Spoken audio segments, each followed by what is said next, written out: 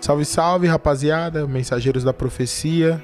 Nós estamos há mais ou menos 15 anos na estrada, começamos a gravar há 10 anos e a gente faz rap tratando de assuntos que, ao nosso ver, é importante para a vida e para a espiritualidade das pessoas. Vou apresentar aqui os componentes do grupo. Aqui é o nosso DJ, PJ Ramon. Esse daqui é o Ricardo e eu sou o Felipe.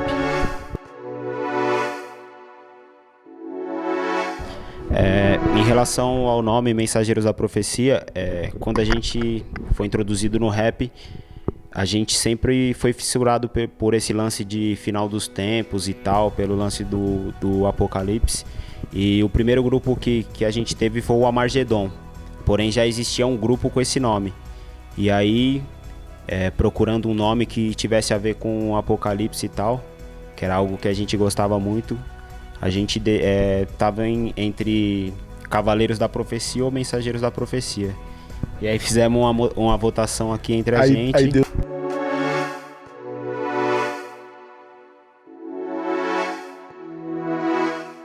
Bom, a gente procura sempre temas referentes ao Evangelho, né? Aquilo que Cristo ensinou. Muitas coisas que a gente escreve são vivência nossa mesmo, histórias que a gente viveu, histórias que a gente observou de perto, histórias interessantes que a gente acha na Bíblia. Enfim, é sempre uma experiência particular nossa que também acaba sendo experiência de outras pessoas, né? Com o tempo, né, a gente percebeu que o nome Mensageiros da Profecia tinha um outro significado, não só o significado escatológico de fim dos tempos. A gente descobriu, através da Bíblia, que a maior profecia da Bíblia é Jesus. Ele é anunciado no Velho Testamento inteiro até que ele vem. E depois toda a profecia que está por vir gira em torno dele. Então a gente concluiu que a profecia é Jesus. Quando a gente fala que a gente é mensageiro da profecia, a gente está falando que a gente é mensageiro de Jesus, do Evangelho. Tá ligado? Uma das músicas que resume nosso pensamento em relação a isso é a música Deixa Eu Entrar. Porque essa música, ela é como se fosse um resumo do que está nos Evangelhos em termos de ensinamento de Jesus. Então a pergunta que a gente fez na época para escrever a música Deixa Eu Entrar é falar: o que Jesus diria para a igreja de hoje? E aí a gente pegou, e basicamente a gente pegou os versículos e rimamos. Então o narrador da música é o próprio Jesus.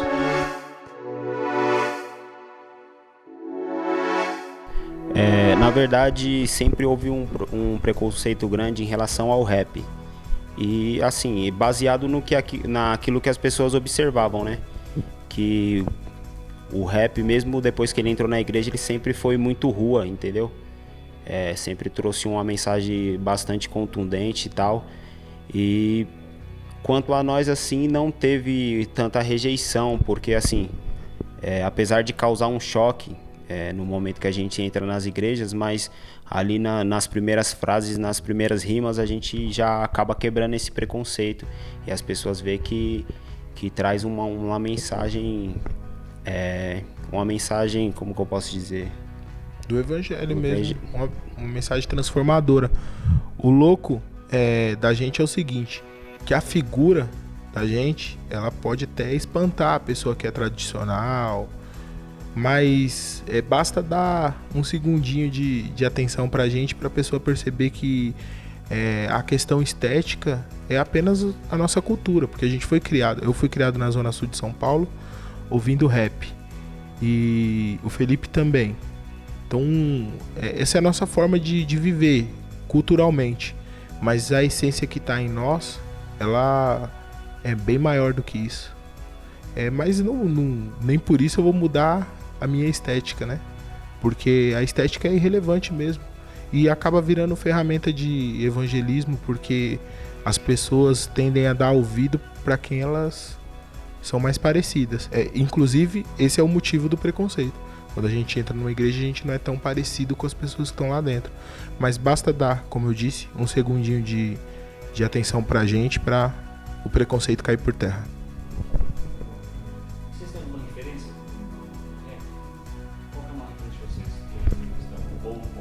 Assim, como ele falou, a gente se converteu através de um projeto que eles tinham na praça, que eles levavam um pessoal para dançar lá, para dançar break. E quando a gente entrou na igreja, a gente escutava muito Provérbio X, DJ Alpiste, Ex Barão, Professor Pablo, Lito Atalaia, Pregador Lu.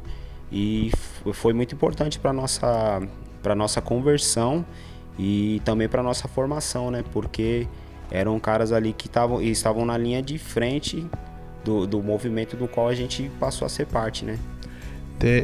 Uma coisa muito importante assim que nos ajudou a entender qual era a função do rap em Cristo foi uma música que o Pregador, que é o nome dele mudou, né? Tati. O nome dele é Tati. Ele cantou com Realidade Cruel. O Fim do Arco-Íris é o nome da música. E era uma participação de um rapper cristão com a música de um grupo secular, que era o Realidade Cruel. E lá na participação dele, ele fez uma levada de rap cheia de referências bíblicas e mesmo assim não soava para quem era não cristão algo religioso. E também para quem fosse cristão soava como evangelho, tá ligado? Sendo pregado para as pessoas. E naquela participação, ele ensinou muita coisa pra gente. Mas as nossas referências musicais, elas estão mais ligadas à nossa infância. Então, assim, nos grupos de rap que a gente ouvia quando a gente era mais novo, tipo Racionais, SP Funk é um grupo que nos influenciou muito, inclusive na forma de escrita, e também influências fora do rap. É que, assim, em relação ao rap, mesmo o rap secular, ele sempre teve esse papel de resgate, entendeu? Sempre teve o papel de passar uma mensagem, de trazer um conteúdo, de resgatar os moleques.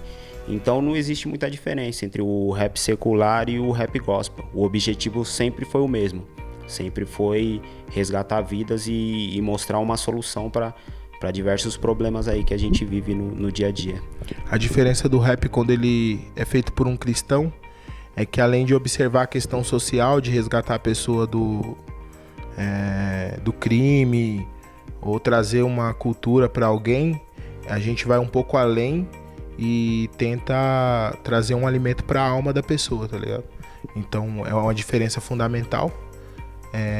Porém, a gente tem que agradecer muito ao chamado rap secular, porque sempre o rap gospel foi bem aceito, não é como nos outros estilos.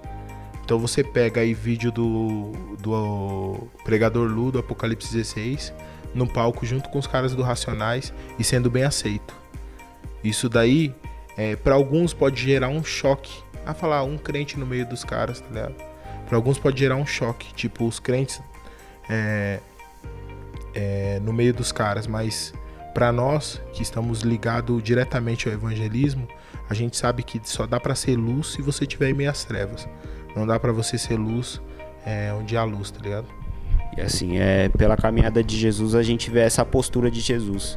Ele no meio do pessoal ali e tal, mas sendo luz. E acredito que o objetivo nosso tem que ser esse. Onde quer que você esteja, você ser luz. Você fazer a diferença. Há 2000 e poucos anos atrás, se você quisesse encontrar Jesus, você não ia entrar no templo de Jerusalém para você encontrá-lo. Você ia ter que ir para as ruas, você ia ter que estar perto ali dos publicanos, dos pecadores. É lá que ele ia estar, com certeza. Vamos falar o trabalho de vocês. São 2 CDs, 3 músicas que lançaram no single. Como é que é o processo de criação das músicas? Vocês compõem, vocês buscam inspiração de onde? Então, cada música nossa é baseada numa história real.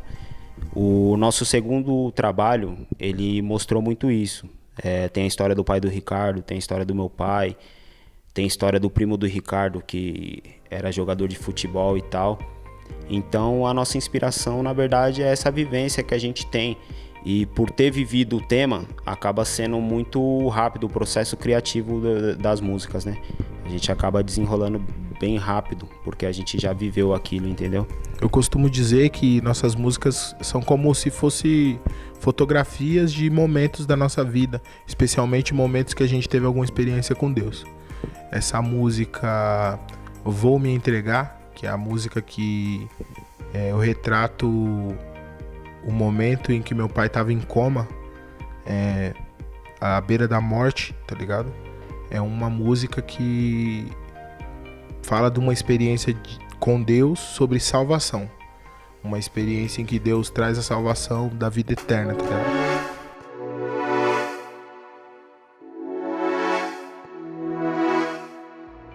A projeção das redes sociais, a gente tá vivendo uma era que, assim, tudo gira em torno da internet hoje em dia.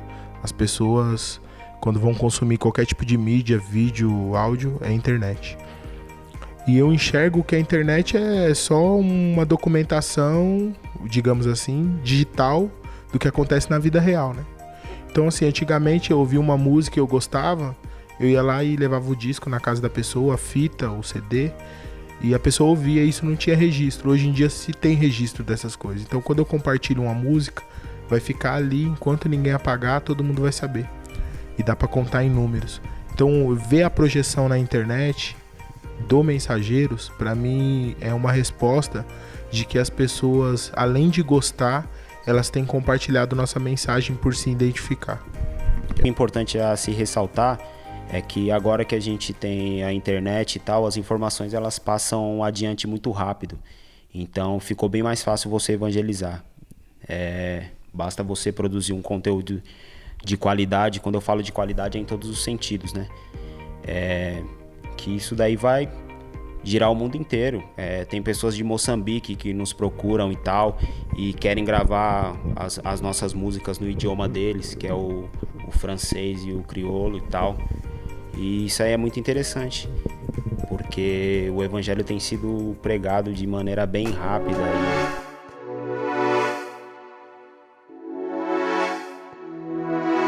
Depois dos singles, né, que a gente lançou ultimamente, graças a Deus, a cura para o ódio foi o single mais visto. Em menos de um ano já tinha 2 milhões de views, sem tocar em rádio, sem tocar em televisão. E nós pensamos em fazer uma música que retratasse os nossos últimos meses, tá ligado? Que refletisse a superação que a gente tem vivido, de cada dia mais tentar vencer um leão por dia. Então é uma música sobre superação que a gente vai lançar no dia 17 de agosto agora, chamada Feche os Olhos para Enxergar.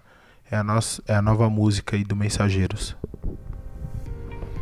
E assim, é interessante ressaltar que essa música aí, ela tem exatamente... ela explica exatamente qual que foi a nossa caminhada, né? Porque a gente sempre, sem muito recurso para investir, a gente sempre procurou aprender algumas coisas para levar o nosso trabalho adiante. Tipo, clipe, a gente mesmo que produz nós mesmos que produzimos nossos clipes. Produção de beat, o Ricardo produz. Então sempre foi assim, a gente aprendendo a fazer. PJ também produz alguns beats e tal, e sempre foi assim, a gente aprendendo a fazer para se superar, para conseguir jogar na rua para as pessoas escutarem e serem impactadas. Resumindo, a gente sempre, quando se deparava com uma porta fechada, a gente ia lá, arranjava um jeito, pegava uma micha com Deus e abrir a porta, tá ligado? Tem até uma frase de uma música nossa que é isso daí. Você fechou as portas pra nós, mas só que Deus tem a micha.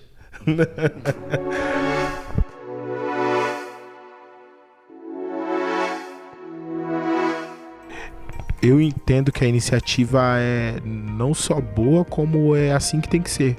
Porque o século em que a gente vive, a pregação, por exemplo, na praça, ela se tornou estrategicamente inviável, ao meu ver.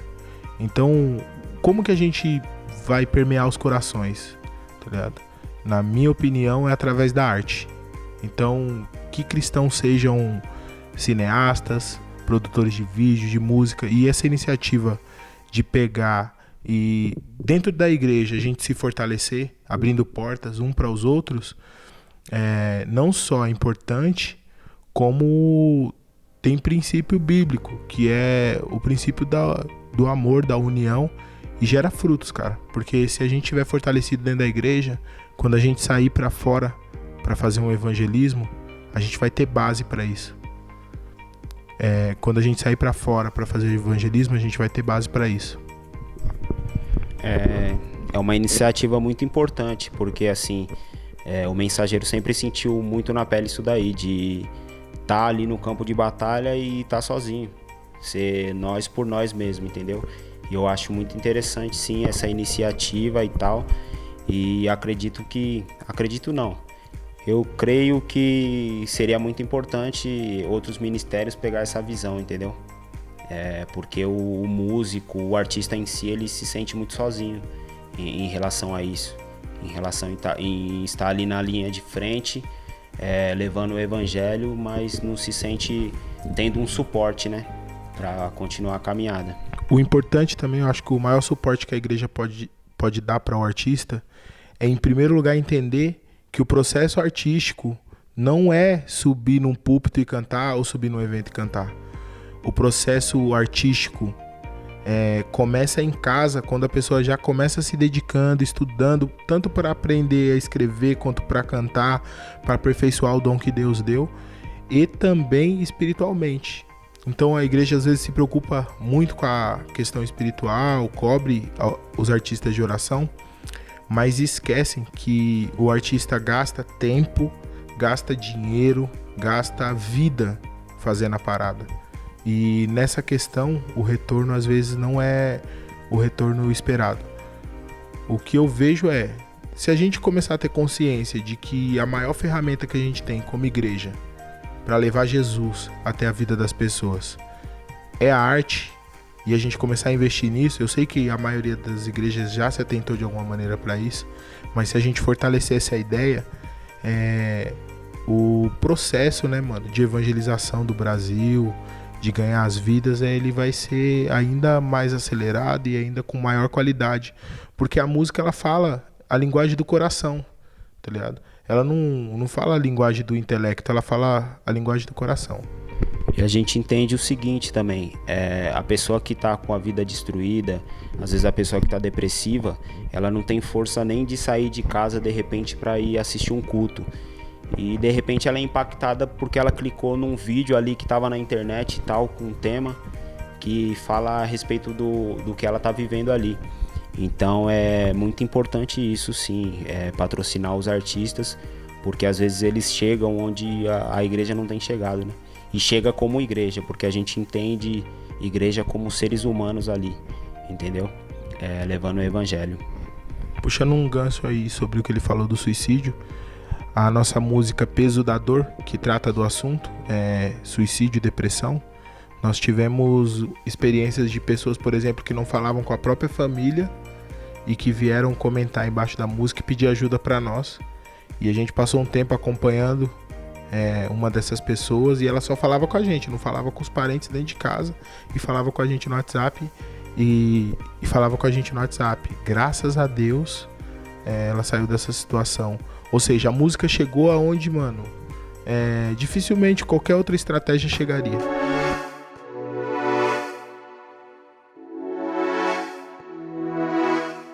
Instagram do Mensageiros, @Mensageiros da Profecia. YouTube do Mensageiros. YouTube /Mensageiros da Profecia. O mais complicado é o Facebook, que é Facebook /Mensageiros da Profecia Oficial.